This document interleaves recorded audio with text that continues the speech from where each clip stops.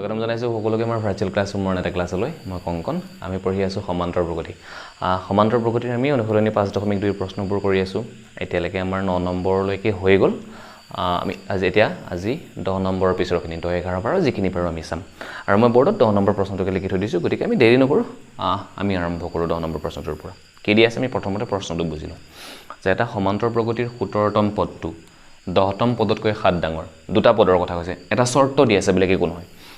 এটা হৈছে 17তম পদ মানে 17 আৰু হৈছে 10তম পদ 17তম পদ আৰু 10তম পদ 17 আৰু 18 আৰু কৈছে যে এই 17তম পদটো 17তম পদ মানে পিছত 10তম পদটো আগত থাকিব যে কিনো 17তম পদটো 10তম পদতকৈ 7 বেছি this term is 7 more than this term হেতুৱে শৰ্ত বেলেগ একো নাই কি উলিয়াব দিছে সমান্তৰ প্ৰগতিটো সাধাৰণ অন্তৰ উলিয়াব লাগে সাধাৰণ অন্তৰ মানে কি d ঠিক আছে গতি আসলতে একো নাই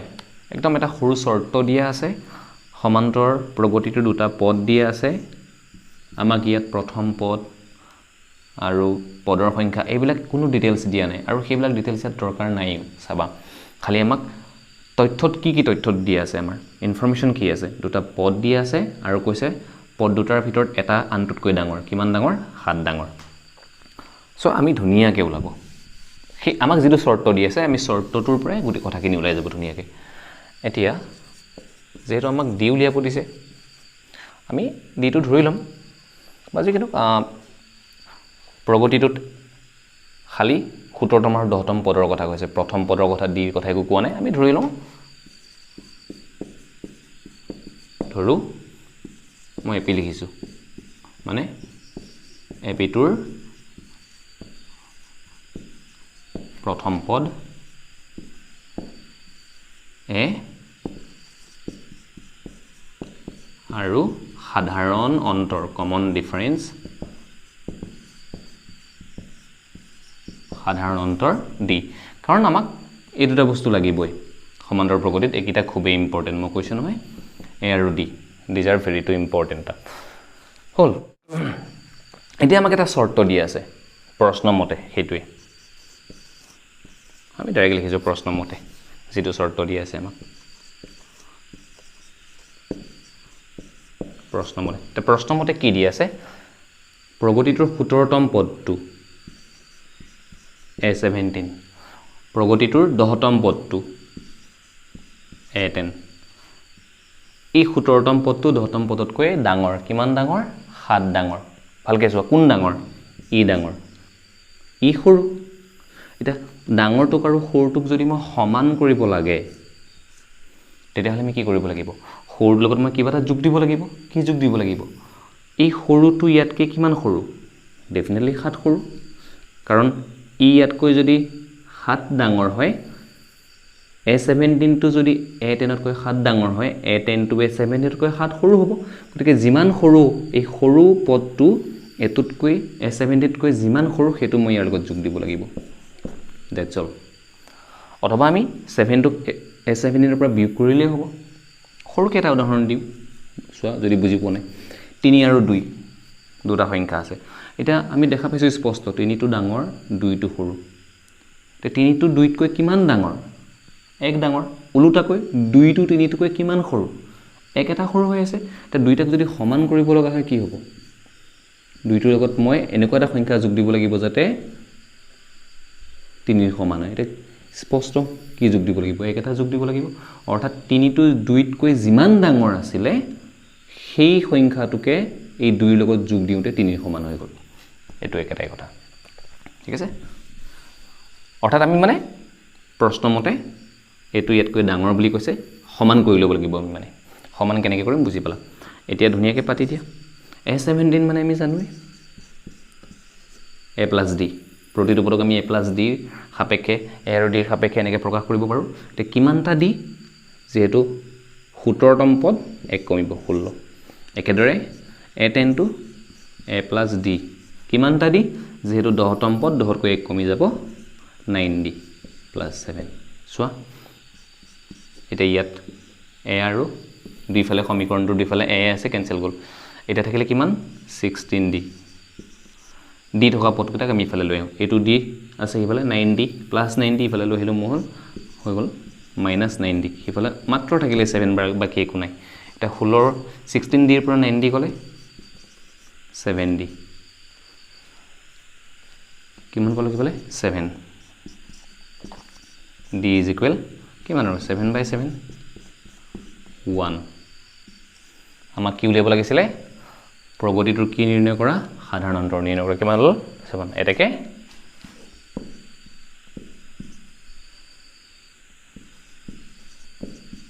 লিখি দিবা আৰু এপিটোৰ নিৰ্ণয় সাধাৰণ অন্তৰ বা কমন ডিফাৰেন্স সাধাৰণ অন্তৰ 1 that's all সেইটোৱে কাম তেনেই সহজ আমি খালি এইখিনি কৰিব লাগে আমাক যেটো শৰ্ত আছে শৰ্তটো পাতিব লাগে পাছে মানে কাম ঠিক আছে এটা আমি ইয়াৰ পিছৰ প্ৰশ্নটো যাম 11 নম্বৰ প্ৰশ্নটো আচ্ছা এবাৰ আহিলো আমাৰ 11 নম্বৰ প্ৰশ্নটো কি আছে পঢ়ি লওঁ 3 15 27 29 ... সমান্তৰ প্ৰগতিটোৰ কিতাপত সমান্তৰ প্ৰগতি আছে মই অলপ চমুকৈ লিখিছো এপিটোৰ মানে সমান্তৰ প্ৰগতিটোৰ কোনটো পদ ইয়াৰ আগৰ ক্লাছ এটাত মই কৈছিলো নহয় এটা কথা মনত ৰাখিবা কোনটো পদ ধৰণৰ প্ৰশ্ন আহিলে আমি এনটম পদটো বুলি ধৰি ল'ব লাগিব আমি যাম বাৰবাৰ যে কোনটো পদ 54 তম 54 তম পদতকৈ 132 ডাঙৰ এই প্ৰগতিটোৰ এনেকুৱা এটা পদ আছে যিটো পদ 54 তম a54 এনেকুৱা এটা পদ আছে যিটো পদ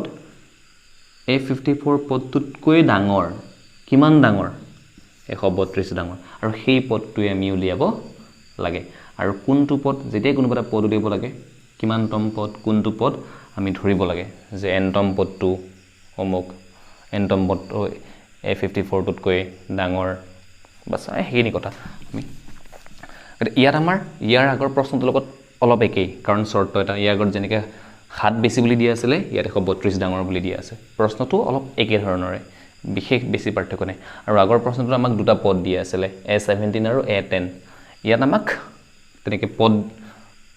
এটা পদ দিছে কিন্তু বাকি আমাক প্ৰগতি এটা দি দিছে হিমানে পাৰ্থক্য বেলেগ একো নাই গতিকে এটোটো আমি ধুনিয়াকে যেহেতু প্ৰগতিটোত দিয়া আছে আমি ইয়াৰ পৰা এডি কিটা উলিয়াই লম ধুনিয়াকৈ ইয়াত থকা এডি প্ৰগতিটোৰ এ মানে প্ৰথম পদ কিমান 3 আৰু ডি টো আমাৰ কাৰণে কিমান দুটা পদৰ ক্ৰমিক পদৰ পিছৰটোৰ পৰা আগৰটো বিকৰি মানে 15 - 3 2 পাই গলো এটা শৰ্তটো লকে শৰ্তটো মতে কি যে কোনোবা এটা পদ আছে যেটো পদ 54 তম পদতকৈ 132 ডাঙৰ এটা সেই পদটো উলিয়াব লাগে আমি সেই পদটো নাজানো সেই পদক আমি ধৰি লম ধৰো এপিটোৰ সমান্তৰ প্ৰগতিটোৰ নিশ্চয় এপিটোৰ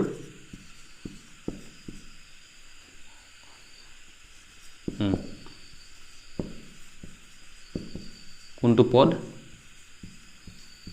n তম পদটো এই 54 তম পদটোতকৈ মানে 54 তম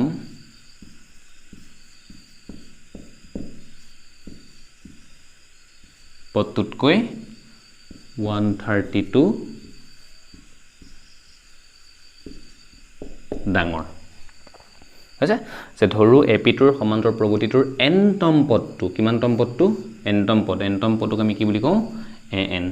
পদটো 54 তম মানে কিমান a 54 পদটোতকৈ 132 ডাঙৰ এটো আমাক কন্ডিশনটো দি আছে শৰ্ত দি আছে এতিয়া এই দুটা পদক আমি সমান কৰিব লাগিব এটাকে এটো এই শৰ্তটো আমি লিখিলুই বা প্ৰশ্ন মতে যেটো কথা আছিল আমি লিখিলু এটাকে n তম পদ আৰু এটা হল a54 ই এটুতকৈ ডাঙৰ কিমান ডাঙৰ এইটো 132 ডাঙৰ অৰ্থাৎ a54 টো n তম পদটোতকৈ কি সৰু কিমান সৰু 132 সৰু যিমান সৰু হেতু ইয়াৰ লগত সৰুটোৰ লগত 132 টো যোগ কৰি দিবা তেতিয়া ইহত দুটা কি হৈ যাব বাস সমান হৈ যাব এতিয়া ধুনিয়াকৈ মানবিলাক পাতি দিয়া n মানে n পদ মানে কি আৰু a plus n minus 1 whole into d আৰু a54 মানে কৰিব আমি জানো a54 মানে কিমান a54 ক আমি a plus d ৰ সাপেক্ষে আৰু d ৰ সহায়ত প্ৰকাশ কৰিব পাৰো a plus d কিন্তু কিমানটা d 54 আছে এটা কম 53 টা d plus 132 এতিয়া আমি এৰ মান পাইছো এৰ মান পাতি থকা দৰকাৰ নাই সো নপতাকৈ কি হ'ব কাৰণ যেটো সমীকৰণ আছে তাৰ বাওঁফালে এটা a আছে সোঁফালেও এটা a আছে গতিকে আমি ডাইৰেক্ট এটো এৰ লগত এটো কাটি দিব পাৰো হল কিন্তু বাকিখিনি আমি d মান বহাব লাগিব কাৰণ ইয়াত n - 1 টা d আছে ইয়াত 53 টা d আছে d ৰ সংখ্যা কম বেলেগ বেলেগ আছে আমি এটো প্ৰথমতে ভাঙি দিও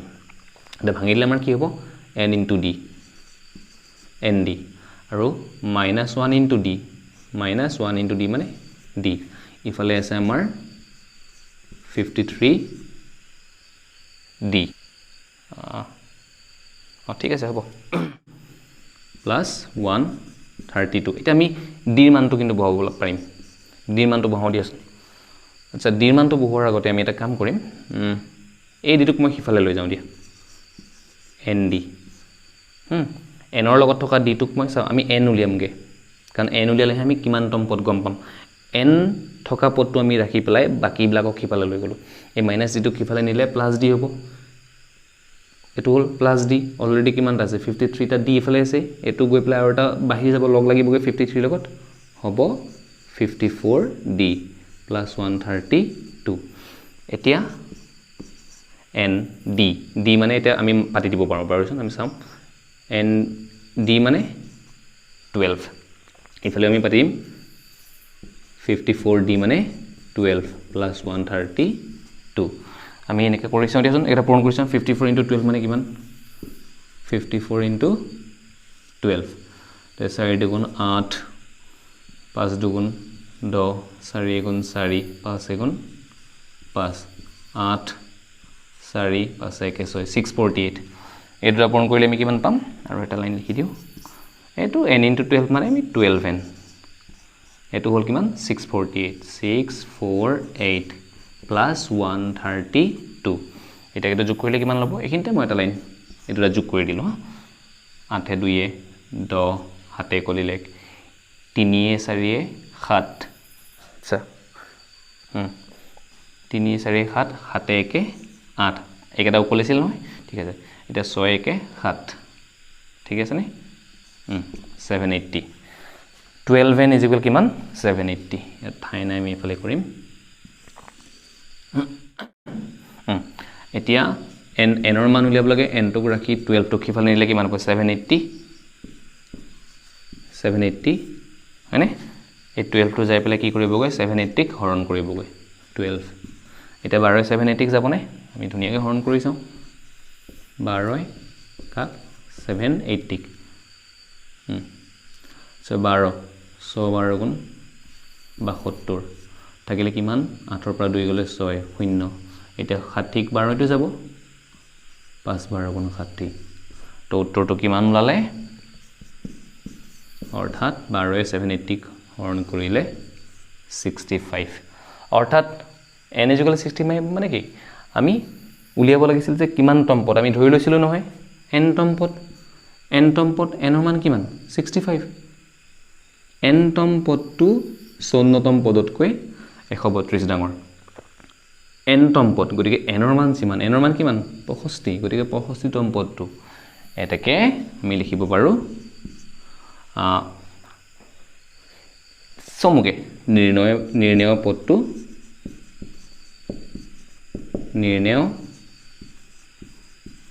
পদটো হৈছে a65 এটো কৰি থৈ দিলে হ'ব আমাক কিমান তম পদ বুলি কৈছে নহয় a65 মানে কিমান 65 তম পদটো আমাক কি উলিয়াব দিছে এপি টোৰ কোনটো পদ 54 তম পদতকৈ 132 ডাঙৰ তোমালোকে যদি লিখা নিৰ্ণয় পদটো 65 তম পদ হেতু হ'ব বা নিৰ্ণয় পদটো হৈছে a65 মানে 65 নম্বৰৰ পদটো মানে 65 তম পদটো দা 65th টাৰ্ম দ্যাটছ অল, বেলেগ একো নহয়। গতিকে চব তেনেই সহজ। আমি কি কৰিব লাগে, প্ৰশ্নটো ভালকৈ পঢ়িব লাগে, তাত দিয়া থকা যিটো চৰ্তটো বুজি লোৱা, কি কি দিয়া আছে ধুনীয়াকৈ পাতি ল'লোঁ বাছ। আৰু সদায় মনত ৰাখিবা, মই কৈ আহিছোঁ আগৰ ক্লাছতো, যেতিয়াই কোনটো পদ,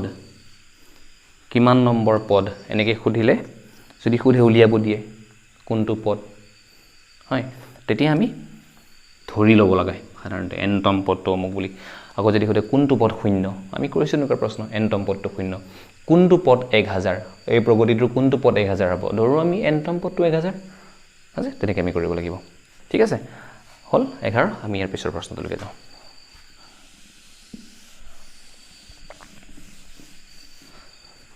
ঠিক আছে, এইবাৰ আহিলোঁ আমি আমাৰ 12 নম্বৰ প্ৰশ্নটো ভালকৈ বুজি লওঁ কি দি আছে। যে দুটা এপিৰ সমান্তৰ প্ৰগতিৰ, কিতাপত সমান্তৰ প্ৰগতি বুলি আছে, মই এপি বুলি লিখিছোঁ। দুটা এপিৰ অৰ্থাৎ দুটা সমান্তৰ প্ৰগতিৰ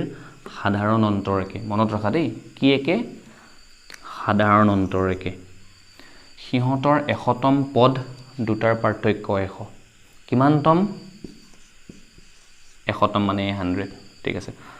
সিহঁতৰ 1000তম পদ দুটাৰ পাৰ্থক্য উলিয়াব লাগে 1000তম। 100তম দুটা পদৰ পাৰ্থক্য দিয়া আছে, 1000তমটোৰ দুটা 1000তম পদৰ পাৰ্থক্য উলিয়াব লাগে। এতিয়া ভালকৈ বুজিলে কথাটো। কি কৈছে? সমান্তৰ প্ৰগতি দুটা আছে, কিন্তু দুটা সমান্তৰ প্ৰগতি বেলেগ বেলেগ, একে নহয়। একে কি? সিহঁতৰ সাধাৰণ অন্তৰটো একে। মানে প্ৰথম প্ৰগতিৰ যদি সাধাৰণ অন্তৰ 3 3 3 3, দ্বিতীয় প্ৰগতিটোৰ কাৰণে সাধাৰণ অন্তৰ 3 3 3। এতিয়া চোৱাচোন,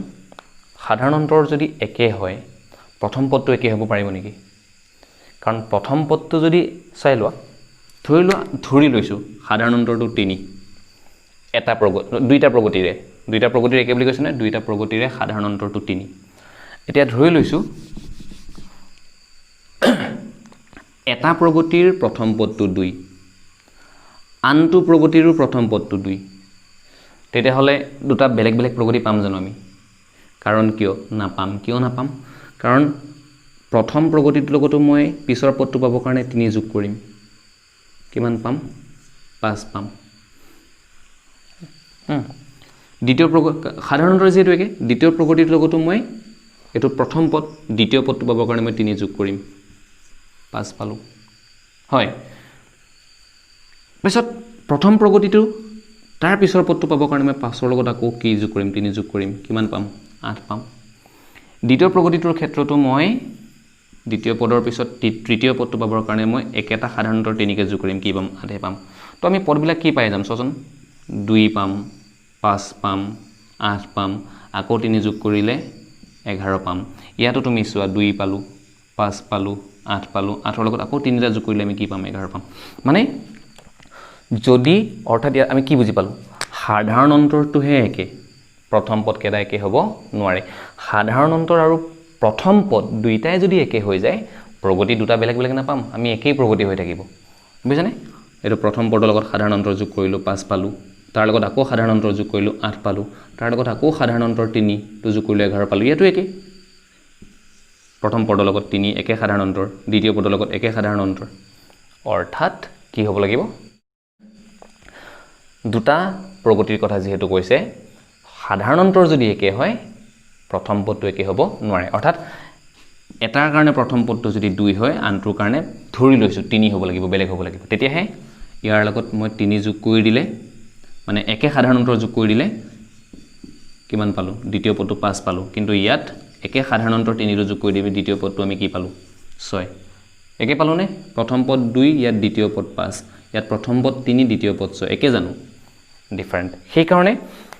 দুটা সমান্তৰ প্ৰগতিৰ কথা কৈছে, সাধাৰণ অন্তৰ যদি একে হয়, প্ৰথম পদটো কি হ'ব নোৱাৰিব? একে হ'ব নোৱাৰিব। আৰু আমাৰ এই প্ৰশ্নটোত আমাক প্ৰথম পদ দৰকাৰ, ইম্পৰ্টেণ্ট। গতিকে যিহেতু দুটা প্ৰগতিৰ কথা কৈছে,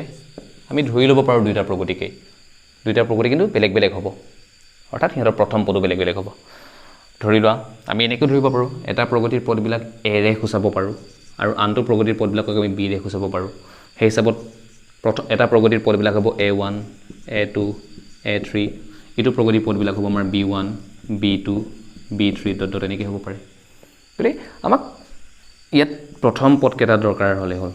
দুইটা প্ৰগতিৰ প্ৰথম পদ দুটা আমি হেতুকে ধৰিম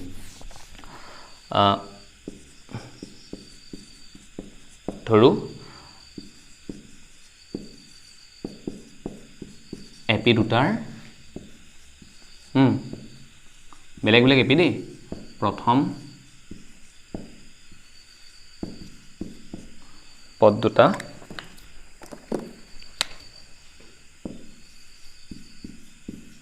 ক্ৰমে এ আৰু বি কি ধৰিছো বুজি পাইছানে আমি গোটে প্ৰগতিও ধৰি ল'ব পাৰো একো কথা নাই আমি প্ৰথম পদ দুটাকে ধৰিছো ধৰু এপি দুটাৰ সমান্তৰ প্ৰগতি দুটাৰ প্ৰথম পদ দুটা এটো হৈছে এটা প্ৰগতিৰ প্ৰথম পদ বি টো হৈছে আনটো প্ৰগতিৰ সমান্তৰ প্ৰগতিৰ প্ৰথম পদ আৰু আমাক কি দিছে সিহঁতৰ সাধাৰণ অন্তৰ একে এ প্ৰথম পদ থকাটোৰ বাবেও সাধাৰণ অন্তৰ ডি বি প্ৰথম পদ থকা প্ৰগতিটোৰ বাবেও সাধাৰণ অন্তৰ ডি আৰু সিহঁতৰ সাধাৰণ অন্তৰ ডি এই দুটা প্ৰশ্ন আমি ধৰি লৈছো ঠিক আছে এতিয়া কি দি আছে এতিয়া চৰ্তটোলৈকে যায় সিহঁতৰ এশতম পদ দুটাৰ পাৰ্থক্য 100 এতিয়া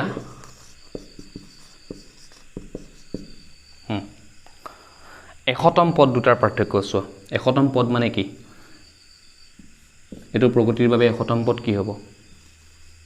100 আৰু এটো প্ৰগতিৰ বাবে এশতম পদটো কি হ'ব কাৰণ এটো প্ৰথম পদ আমি এক a1 বুলি কওঁ ইয়াক b1 বুলি কওঁ দ্বিতীয় পদটো a2 ইয়াত দ্বিতীয় পদটো b2 এনেকৈ গৈ গৈ এশতম পদটো 100 ইয়াত এশতম পদটো b100 গতিকে এতিয়া প্ৰথম চৰ্তটো এশতম পদ দুটাৰ পাৰ্থক্য 100 আৰু দ্বিতীয় প্ৰগতিটোৰ এশতম পদটো হৈছে b100 সিহঁতৰ পাৰ্থক্য মানে অন্তৰ কিমান বুলি দিয়া আছে 100 এতিয়া আমি তো হৰল কৰো a100 মানে আমি কি জানো a + d কিমানটা d 99 টা d b100 মানে কি এটো মাইনাস আছে কাৰণ এটো ব্ৰেকেট দিবা হা ইয়াত এটা পদ আছে কাৰণে দিয়া নাই আমি এটা কিন্তু মাইনাস ব্ৰেকেট দিম দুটা হৈ যাব কাৰণ a + d কিমানটা d 99d is equal 100 এতিয়া a + 99d এটো ভাঙি দিলু a সৰি ভুল হৈ গল এটো b হ'ব দে b100 to b + 99d গতিকে এটো b কৰিলে minus b minus a plus a minus 99d is equal 100 এতিয়া চোৱা ইয়াত কিবা কিবি কথা কলি যাব নে ডেফিনেটলি যাব কি কথা কলি যাব গম পাইছা নহয় a আৰু b কথা কেনসেল যাব নেকি না যায় কাৰণ a আৰু b দুটা বেলেগ বেলেগ প্ৰগতিৰ প্ৰথম পদ a ও বেলেগ b ও বেলেগ কিন্তু কি একে d একে ইয়াতটো 99টা d আছে ইয়াতো 99টা d আছে এই 99টা 99d টো পজিটিভ ধনাত্মক আৰু এইকেইটা কিন্তু আমাৰ বিয়োগাত্মক গতিকে ইহত একে এটাত প্লাস আছে এটাত মাইনাস আছে কাৰণে ধুনিয়াকে কটা যাব আমি পাম গৈ মাত্ৰ a - b 100 অৰ্থাৎ আমাক কি কৈছিলে সিহঁতৰ এশতম পদ দুটাৰ পাৰ্থক্য 100 এইটো এশতম পদ দুটা সিহঁতৰ পাৰ্থক্য 100 গৈ গৈ হৰল কৰি দেখা পালো a আৰু b কি প্ৰগতি দুটাৰ প্ৰথম পদ দুটাৰ পাৰ্থক্য কিমান 100 গতিকে আমাৰ এটা ইংগিততে ওলাই আছে এশতম পদ দুটাৰ পাৰ্থক্য যদি 100 হয় গৈ গৈ আমি কি পালো প্ৰথম দুটা পদৰ পাৰ্থক্য 100 এনেকৈ গৈ গৈ যদি মই 200তম পদ দুটাৰ পাৰ্থক্য উলিয়াও 300তম পদ দুটাৰ পাৰ্থক্য উলিয়াও গৈ গৈ আমাক কি উলিয়াব দিছে 1000তম পদ দুটাৰ পাৰ্থক্য তা 1000তম পদ দুটাৰ পাৰ্থক্য বা বেলেগ হ'ব বুলি ভাবিছা নেকি আমাৰ ইয়াতে আসলতে ওলাই আছে সো 100তম পদ দুটাৰ পাৰ্থক্য এটাকে আমাক জিটো উলিয়াব লাগিছে এপি দুটাৰ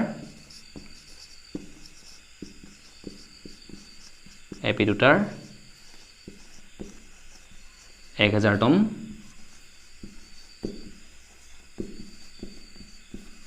পদ দুটাৰ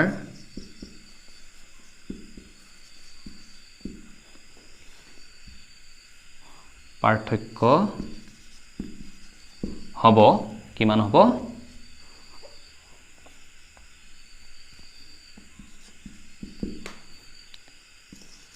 1000 minus b1000 এটা পাতিব লাগিব 1000 মানে a plus d কিমানটা d 99 জেগা কমি গল a plus d কিমানটা d 999 minus একেদৰে b1000 মানে কিমান b plus 999 টা d এনে জেগা নাই এফালে আমি ঠাইনৰ কাৰণে এফালে কৰিছো গৈ সো এটা আমি এই ব্ৰেকেটটো আমি ভাঙি দিম আৰু আগত আছে a plus 990 minus b minus 990 কি পালো a plus 990 9990 990 minus b plus 990 এটো ব্ৰেকেটটো ভাঙি দিউতে minus b minus a plus a minus 999d তো তেতিয়া কোৱাৰ দৰে আমাৰ কি a আৰু b দুটা বেলেগ বেলেগ প্ৰগতিৰ প্ৰথম পদ হিহঁত একে নহয় কিন্তু d টো একে ইয়াতো 999 টা d আছে ইয়াতো 999 টা d আছে এটো পজিটিভ এটো নেগেটিভ গতিকে